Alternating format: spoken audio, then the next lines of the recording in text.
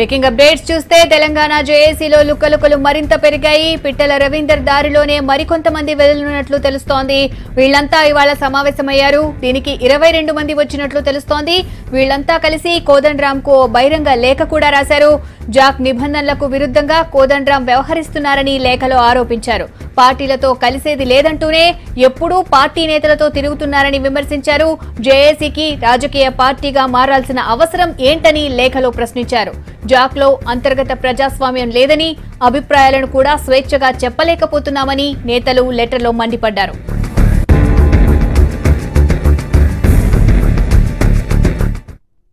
అంటే ఆ లేఖలు స్పందించి కనీసం లేఖ రాసి మమ్మల్ని కూర్చోబెట్టి పిలిచి మాట్లాడి మా అభిప్రాయాలు వింటారేమో, దాని మీద చర్చిస్తారేమో అనుకున్నాము. మేము చర్చించాలని కూడా స్టేరింగ్ కమిటీలో చర్చించి నిర్ణయించాలని కూడా మేము కోరడం జరిగింది. కానీ వారం రోజుల తర్వాత కూడా ఇప్పటికీ స్పందన లేదు. పైగా పిట్టల రవీందర్ను బహిష్కరిస్తున్నామని, సస్పెండ్ చేస్తామని, అదేవిధంగా చర్య తీసుకుంటామని ఇట్లా పలు రకాలుగా వ్యక్తిని టార్గెట్ చేస్తూ మాట్లాడుతున్న సందర్భాలు మనం గమనిస్తూ ఉన్నాము. ఈ వారం రోజుల నుంచి వెళ్ళి జిల్లాలలో రాష్ట్ర వ్యాప్తంగా మేము లేవనెత్తిన అంశాల మీద సుదీర్ఘంగా చర్చ జరుగుతూ ఉన్నది. అన్ని వర్గాలలో ఏదో ఒక చర్చ జరుగుతూ ఉన్నది. మమ్మల్ని విమర్శించే వాళ్ళు ఉన్నారు, మమ్మల్ని ఆమోదించే వాళ్ళు ఉన్నారు, అన్ని రకాల వ్యక్తులు ఉన్నారు.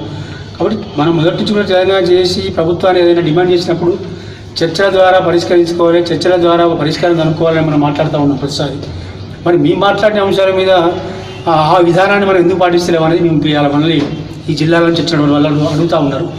మొత్తం 30 జిల్లాల నుంచి దాదాపు 37 మంది ప్రతినిధులు అన్ని జిల్లాల నుంచి వచ్చి వాళ్ళ అభిప్రాయాలు చెప్పడానికి ఈ లేఖ మీద మేము అడిగిన అంశాలు సమ్మతమైనవి, మేము అడిగిన అంశాలు కరెక్టే అని చెప్పి మాకు మద్దతు కలుపుతూ అంగీకారం తెలుపుతూ వాళ్ళ అభిప్రాయాలు కూడా ఇలా ప్రకటించడానికి వాళ్ళు మీటింగ్ పెట్టుకున్నారు. దానికి మా తరఫున కో చైర్మన్ ప్రహ్లాద్ గారు వచ్చి వాళ్ళ అభిప్రాయాలు విని వాళ్ళతో షేర్ చేసుకోవడం జరిగింది.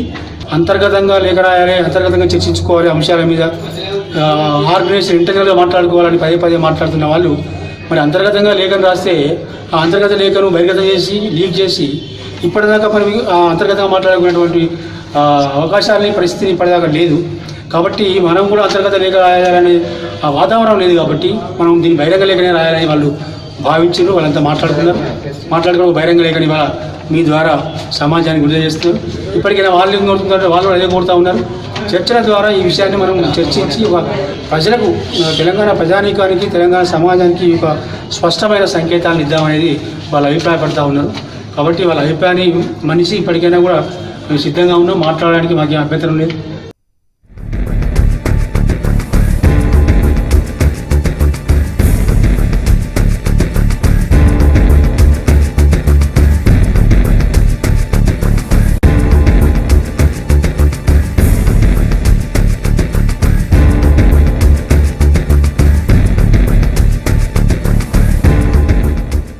డీటెయిల్స్ శివాని అడిగి తెలుసుకుందాం. శివ, అసలు ఏం జరుగుతోంది? భేటీకి ఎవరెవరు హాజరయ్యారు? డీటెయిల్స్ ఏంటి?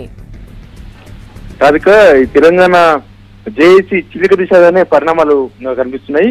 మొన్న ఒకరిద్దరు నేతలు, కన్వీనర్ కావచ్చు, మిగతా నేతలు ఒకరిద్దరు బయటకు వచ్చి జేఏసీలో అంతర్గత ప్రజాస్వామ్యం లేదు అని కొన్ని వ్యాఖ్యలు చేశారు. కానీ ఈ రోజు జరిగిన సమావేశంలో దాదాపు 22 మంది అన్ని జిల్లాలకు సంబంధించిన వాళ్ళు, తెలంగాణలో అన్ని జిల్లాలకు సంబంధించిన జేఏసీలో యాక్టివ్ గా ఉన్న వాళ్ళందరూ సమావేశానికి వచ్చారు.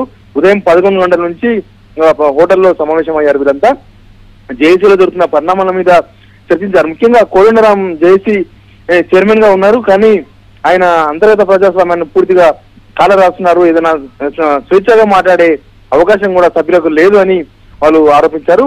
మొన్న ఒక లేఖను విడుదల చేశారు ఈ రెబల్ నేతలందరూ కలిసి. మళ్ళీ ఈ రోజు కూడా ఒక అందరి పేరుతో కలిసిన ఒక రెబల్ లేఖను, బహిరంగ లేఖను కోదండరాంకు రాస్తూ మీడియాకు విడుదల చేశారు. దానిలో అనేక విషయాలను వాళ్ళు మళ్ళీ చెప్పారు. కోదండరాము కేవలం ఆయన అస్తిత్వం కోసమే జేఏసీ నడుతున్నట్టు తప్ప నిజంగా ప్రజా సమస్యల పైన, లేదంటే జేఏసీ ఆశయాల మేరకు, జేఏసీలో గతంలో ఉన్న ఎజెండా మేరకు జేఏసీని నడపలేకపోతున్నారు. రాజకీయ పార్టీలకు ఏం సంబంధం లేదు, రాజకీయాలతో మనకేం సంబంధం లేదు అనుకుంటూనే రాజకీయ పార్టీ పెట్టాలని ఒక రాజకీయ ఎజెండాను అమలు చేస్తున్నారు. కొంతమంది రాజకీయ నేతలతో ఈ జేఏసీకి సంబంధించిన చైర్మన్ కోదండరాం వాళ్ళందరితో కలిసి తిరుగుతున్నారని, రాజకీయ వేదికల పైకి కోదండరాం వెళ్తున్నారని ఈ రెబల్ నేతలందరూ కూడా ఈ రోజు ఈ లెటర్ లో ఆరోపించారు. ఈ పరిణామాలను చూస్తుంటే జేఏసీ చాలా క్లియర్ గా విభజన జరుగుతుంది. జేఏసీలో రెండు వర్గాలు ఏర్పడుతున్నాయని చెప్తున్నారు. ముఖ్యంగా ఇప్పుడున్న 22 మంది కాదు, ఇంకొక 20 మంది మా ఎంట ఉన్నారని రెబల్ నేతలు చెప్తున్నారు. ఈ పరిణామాలు చూస్తుంటే జేఏసీ మాదే అని చెప్పేందుకు వీళ్ళందరూ ప్రయత్నం చేసే దిశగా అడుగులు వేస్తున్నట్టుగా కనిపిస్తుంది. కోదండరాం నిన్న మొన్న కోదండరాం వెంట మీటింగ్ లో ఉన్న వాళ్ళు కూడా ఈ రోజు ఈ రెబల్ మీటింగ్ లో కనిపించారు కొద్దిమంది. అంటే ఒకవైపు అటు జేఏసీ చైర్మన్ కోదండరాంతో రెస్ట్ ఉన్నారు, కొద్దిమంది రెబల్ టీమ్ లో కూడా ఉన్నారు. ముఖ్యంగా కో చైర్మన్ జేఏసీకి కో చైర్మన్ గా ఉన్న ప్రహ్లాద్ ఈ రోజు సమావేశాన్ని కండక్ట్ చేశారు. ఈ సమావేశానికి కూడా చాలా మంది కోదండరాం వెనుక ఉన్న వాళ్ళందరూ వచ్చారు. ముఖ్యంగా జేఏసీలో అయితే ఒక చీలిక అనేది చాలా స్పష్టంగా కనిపిస్తుంది.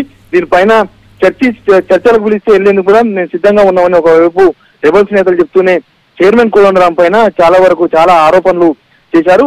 ఇది ఎక్కడ దాకా పోతుంది, నిజంగా జేఏసీలో ఉన్న ఫలంగానే 2 భాగాలు అవుతుందా, అసలు జేఏసీ మాదే అని కోదండరాం ని జేఏసీ నుంచి బయటికి వెళ్లేస్తారా, ఇవన్నీ చర్చలు మాత్రం ఈ జేఏసీలో నడుస్తున్నాయి.